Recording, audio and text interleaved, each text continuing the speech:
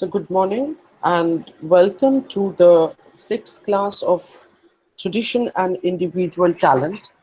So, in our last class, we started discussing the impersonal theory or depersonalization theory of Eliot, and there we said that Eliot compared the process of poetic creation with that of a chemical reaction, and he took up the example of the process of the making of sulfurous acid, where sulfur dioxide is mixed to oxygen, and there is a presence of a platinum, and the reaction ultimately gives birth to sulfurous acid. Now, here he says that this sulfur dioxide is like the feeling, oxygen is the emotion, and there is the presence of platinum, that is the mind of the poet. And the reaction gives birth to sulfurous acid, which is the poem itself, and there we find no trace of platinum or no trace of the poet's personality. So sulfur dioxide is the feeling, oxygen is the emotion, platinum is the mind of the poet, and the result of the chemical reaction is sulfurous acid, which is the poem itself, and there we find no trace of the poet's mind or the presence of the platinum. Now, here we will come back to the discussion on the concept of depersonalization. So here says Eliot, the experience, you will notice the elements which enter the presence of the transforming catalyst are of two kinds. So he says that there will be two kinds of elements that you will find they are entering into that process. And what are those? They are emotions and feelings. Now he says that the effect of a work of art upon the person who enjoys it is an experience different in kind from any experience not of art. So he says that an experience that one gets from appreciating any work of art is quite different from the experience that one gets from any other thing. So he says that the effect of the work of art upon a creative mind is quite different from the effects that we get or that a creative artist get from other things. It may be formed out of one emotion. He says that the effect may be formed out of one emotion or maybe a combination of several. So he says what he wants to point out is that these emotions are not the sole thing that actually makes that actually make a poem, or this is not the primary or sole component that actually gives birth to a work of art. But he says that these are only componential elements. So he says that a particular emotion may be a component, or there may be a combination of many emotions. He says that it may be formed out of one emotion, or maybe a combination of several, or it may be a combination of several emotions. And it says, and various feelings inhering for the writer in particular words or phrases or emotion or images may be added to compose the final result. So he says that all these images and phrases or words, all these the poet combines with his feelings and emotions to give birth to a particular work of art. It may be a poem or a picture or painting or whatever it is. So he says that it is not, don't take this as granted that only your emotions that gives birth to a poem or any work of art. It is not like that, that emotion is only transformed or transmuted into a work of art, but rather emotion is just a componential element. It is just a component which gets mixed with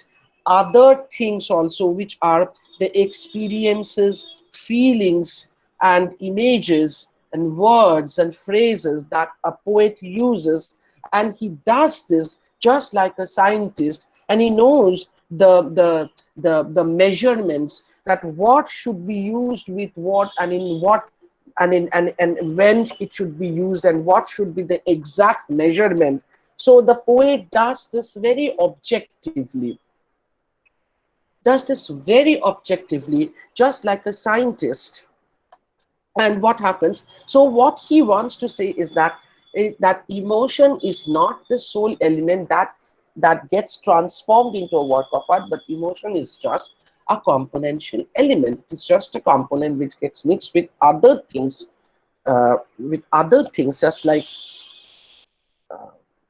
sorry, uh, I just want to uh, mention one thing, that is, when I'm taking classes, if the students start, they continue entering one by one, I waited along, I gave you time, and it becomes very disturbing for me to carry on this lecture, as well as that is accepting you all. You just try to enter into this classroom before I start.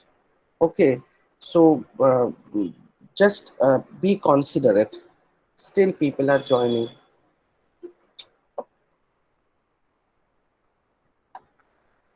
Now, Now he says that it may be formed out of one emotion, or may be a combination of several and various feelings inhering for the writer in particular words or phrases or images that may be added to compose the final result. So he said that emotions, they are combined with particular words or phrases or emotions to give the final result. That is the work of art. Now, of great poetry, or great poetry may be meant without the direct use of any emotion whatever. He says that there may be great poetry that may be created out uh, of anything but emotion. That emotion is not always the important and required thing which a poet uses to create poetry or any work of art. It is not like that. Poetry may be created out of the direct emotions of the poet, composed out of feelings solely. Now, Canto 15 of the Inferno, that is Brunetto Latini, is a working up of the emotion evident in the situation, but the effect. He gives the example from the Canto 15 of Inferno of Dante's Divine Comedy, where he says that there we find that it is just a working up of the emotion evident in the situation. So here you will find that the emotions are there in the situation. It is not something which has been transformed from the mind of the poet. So the emotions are there within the situation. But the effect, he says, but the effect, though single as that of any work of art, he says, but the effect is what? It is a single effect, it is a very singular effect, as that of any work of art, is obtained by considerable complexity of details. Now he says the effect is what? The emotion was there very much within the situation. And what is the effect? The effect is that, what is that effect? Though single as that of any work of art, that is, the effect is obtained by the complexity of details. So the effect that the readers, that they feel, that is because of the complexity of the details. So the emotion is not the thing which was very much there within the situation that made the effect, but the effect is something that was created out of a combination of that emotion that was there within the situation, and and that got mixed up with the other elements, which makes a complexity of details. The last quatrain of that canto gives an image. The last quatrain gives an image, a feeling attaching to an image. So he says that the last canto that gives an image, and that image is a feeling attaching to an image which came, which did not develop simply out of what precedes. So the effect of the image that we find in the last quatrain, that came out of the complexities of the details, but it is not something which developed out of the preceding things. It was created out of the combination of the various components that Dante used in creating that particular canto or that particular situation, but which was probably in suspension in the poet's mind. So that effect that was created, did not precede from the that came from the preceding things, but that was created, but that was developed. It was in the poet's mind how to create, how to develop. The poet only worked as a technician, as a scientist, to create that situation by mixing the various components and elements. The poet's mind is in fact, in suspension in the poet's mind until proper combination arrived for it to add itself to. He says that the poet was waiting for the proper timing. Now, when you are preparing something, you take a little, suppose you have to prepare something with combining A, B, and C and D. Now, first you put A, then after some time, when A gets when A starts boiling, then you mix B into it, and after that, after some time, you are waiting, and you know what is the measurement to measurement of measurement of C that you will mix into that mixture, and when you will add D.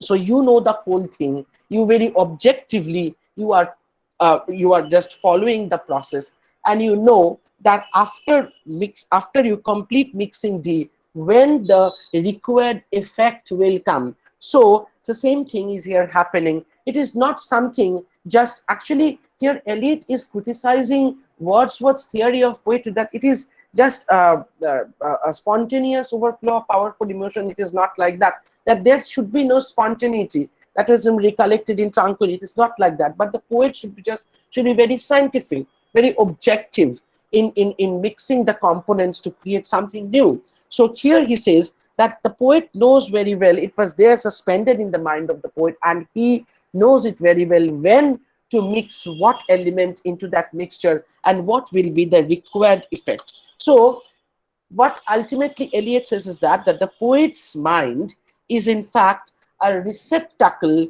for seizing and storing up numberless feelings, phrases, images, which remain there until all the particles,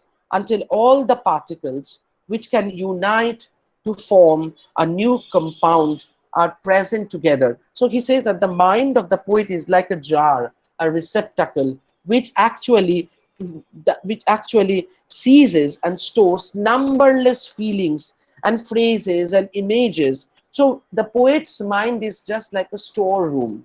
It is just like a departmental store. So the poet knows what to use and when it should be used to bring what effect. So his mind is just like a receptacle which stores numberless feelings, phrases, images, which remain there, which remain stored in the mind of the poet until all the particles which can unite to form a new compound. So the poet knows when to use what component or what particle to bring what effect. So the mind of the poet, it is not something which gets translated into a poem, but the mind of the poet is just like a receptacle, a storehouse of images, words, phrases, and effects which are used by the poet, and the poet knows it very well to when to use, what to use to bring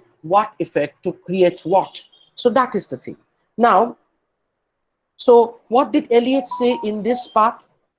That is the concept of depersonalization that I said. Now here at the very beginning, Eliot talks about experiences, and he says that experiences enters the poetic process, and the experiences come through two things. one is emotion, another is feeling. Now he says that poetry may be composed out of emotion only.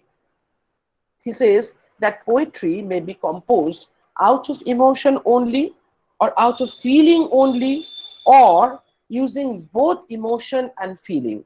Now, a very common question you may ask me, Sir, Eliot has here differentiated, he says something that this is emotion and this is a feeling. So he should have given a difference, that how to differ between how to differentiate emotion and feeling. But interestingly enough, nowhere in his work Eliot has clarified what he wanted to mean by the difference between emotion and feeling. And more importantly, it has nothing to do with the theory of depersonalization. Now, Eliot distinguishes between the two, but he does not state what the difference is. So he distinguishes between, he mentions that there are two things which give the poet experience, with which the poet actually gathers experience, that is emotion and feeling. But nowhere he actually stated where lies the difference between the two.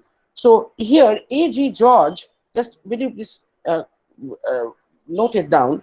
A.G. George, he says that uh, nowhere else in his writing is this distinction maintained. A.G. George said that nowhere else in his writing is this distinction, that means the distinction between emotion and feeling, is this distinction maintained. Neither does he adequately distinguish between the meaning of the two words. So he says that nowhere else in his in his writings, in his writings, is this distinction maintained. So he did not maintain this distinction, what he stated here in his tradition and individual talent. Hmm. And in his distinction maintained. And then George says, neither does he adequately distinguish between the meaning of the two words. And neither did he distinguish the meaning of two words. He just stated that and he left the thing. So actually, it can be ignored because it has nothing to do with Eliot's theory of depersonalization. And then he moves on to say that the poet's mind is a receptacle. It is a receptacle or a jar. He says that the poet's mind is a receptacle or a jar where numberless feelings, emotions, etc. are stored. So I've just said that the poet's mind is a receptacle or a jar where numberless feelings, emotions are stored. There they remain in an unorganized and chaotic form. So here we can say that it has certain connections with the story of Genesis, that before God created this universe, there were all the things in a chaotic form, and then God created cosmos out of chaos in only 6 days. So can we relate, or can we equate the poet with the God who actually is not uh, creating out of inspiration only, but very scientifically, very objectively? He actually does what? He creates a cosmos. He creates a cosmos out of the chaos, just like the poet who actually, whose mind is actually a receptacle of various feelings, various emotions, and there are probabilities of creating certain words and phrases and images which all are there, which are there in a chaotic form. And then the creator, the poet, he or she creates with those things, with those components which are there in a chaos, into a cosmos, into a beautiful creation. The poet's mind is a receptacle or jar where all the feelings, emotions, etc. are stored in a chaotic form, until what happens, all the particles, all these components which can be united to form a new compound, are present together. And at a certain moment, when the creator feels that now it is the time when I can combine all these things to create something new, and he only, the artist only knows what to use, when it should be used, how it should be used. And it is the expertise, the efficiency of the artist which helps him or her to create the thing, to create something new, to create the best uh, at a time when it is the right time. So what Shakespeare has said, that rightness is all. Therefore, he says, what inference we can draw from here is that poetry is organization rather than inspiration. So what is more important here is that what Eliot wants to say, that the poet's mind is not something which gets translated into poem, but it is just a receptacle that stores many images, feelings. So what is the primary function of the poet? The primary function of the poet is to organize the things, to create something new as well as beautiful. And it is not just a work of inspiration. So poetry is a work of organization. Now, let's move on to the next stanza. Sorry, next paragraph. If you compare several representative passages of the greatest poetry, now he wants to elucidate the thing. He wants to establish what he had said with the examples. Now, Eliot says that if you take up certain representative passages of the greatest poetry, you see how great is the variety of types of combination, and also how completely any semi-ethical criterion of sublimity misses the mark. So he says that it is the efficiency, the expertise of the poet to organize the things which actually make good poetry, great poetry, or any work of art.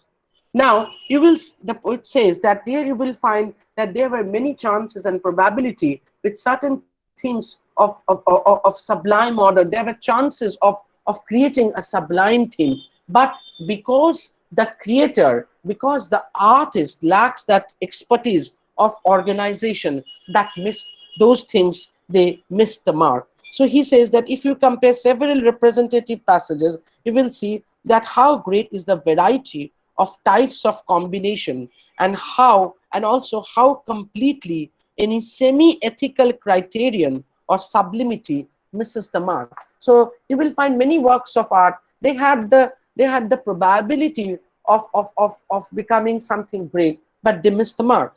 For it is not the greatness, the intensity of the emotion, the components. So he says that the intensity of the emotion, the greatness of the emotion, that doesn't make a great work. But what makes a great work? But the intensity of the artistic process. So the intensity of emotion is not important. The intensity of the artistic process is important. So he says, but the intensity of the artistic process, the pressure that an artist feels, or the pressure that an artist experiences before creating, that pressure, so to speak, under which the fusion takes place. So when there is a sort of chemical reaction, there is a sort of pressure. So there should be a sort of pressure that generates power. That pressure is important, that intensity is important, and that only is very important, and that only makes that a great work of art. Fusion takes place, that counts. He says that counts. The intensity of the poetic process, the intensity of the pressure, that is important to make a great work of art, not just and not the intensity of the emotion. Now he gives example of the episode of Paolo and Francesca. So this is from Dante's Divine Comedy, that is, just a minute.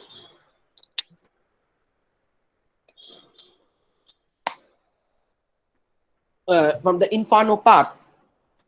So this is a story, and you will find that Dante Gabriel Rossetti um, uh, uh, painted a very beautiful picture of Paolo and Francesca also. Now, in this part, we see that Virgil and Dante, they met Paolo and Francesca in Inferno. So there is a picture, you will find it in the internet also. So the episode of Paolo and Francesca employs a definite emotion. He says that the episode employs a definite emotion. There is a definite emotion in the in that story, and even you will find that emotion in the picture also of DG Rossity. Definite emotion, but the intensity of poetry is something quite different from whatever intensity in the supposed experience it may give the impression of. Now I'll explain it to you. That you take the story of Paolo and Francesca. Now, with the story, there you will find a sort of emotion that is there in the situation that you will find in the story of Paolo and Francesca. But what is important? Implies there is a definite emotion. But the intensity of poetry, is something. So where lies the intensity? Where you will find the intensity of poetry is something quite different. But the intensity of poetry is not something which is transmuted from that emotion that you find in the story of Paolo and Francesca. It is that particular emotion has not been transmuted into the intensity of poetry. That is what Eliot wants to point out. But he says that the intensity of poetry is something which is quite different from that particular emotion. It is different from whatever intensity in the supposed experience it may give the impression of. He says that the impression that you find in the emotion that is there in the story of Paolo and Francesca, that emotion has not been transmuted or translated into the intensity of poetry. But he says that the intensity of poetry is quite different